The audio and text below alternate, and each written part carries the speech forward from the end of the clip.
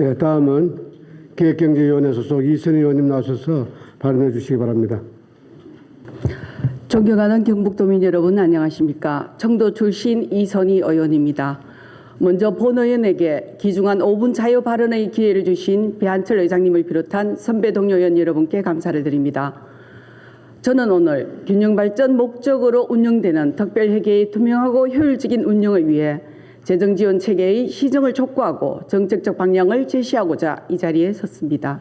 첫째, 지역균형 발전과 재정격차 축소를 위해 중앙정부가 지방을 지원하는 재원인 지역균형발전 특별회계는 해마다 깜깜한 식으로 운영되어 재정 투명성이 떨어지고 있습니다.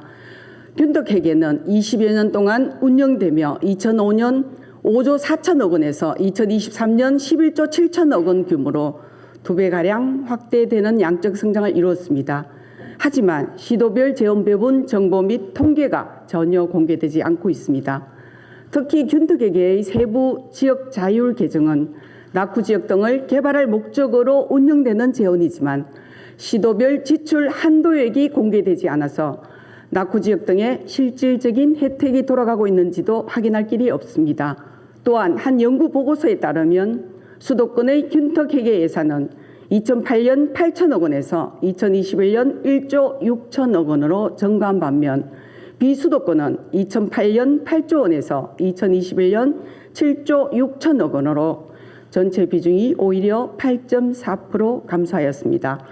지역 간 격차가 커지고 지방 소멸 위기가 심각한 현 시점에서 시도별 재원 배분 정보 공개를 통해 지역 균형 발전 특별회계가 투명하고 효율적으로 운영되어 지역 간 불균형 해소를 위한 안정적이고 지속 가능한 예산으로 설 수 있도록 경북도 차원에서 중앙정부의 적극적인 개선 노력을 촉구합니다.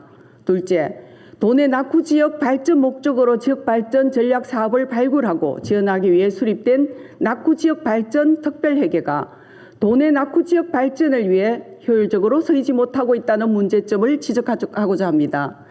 경상북도 낙후지역 발전 특별회계는 2016년 설치되어 지방분권 균형발전법에 따른 도내 성장 촉진 지역 16개 시군을 대상으로 총 68개소 2,200억 원의 도비부담분 1,050억 원으로 계획되어 현재까지 추진되고 있습니다.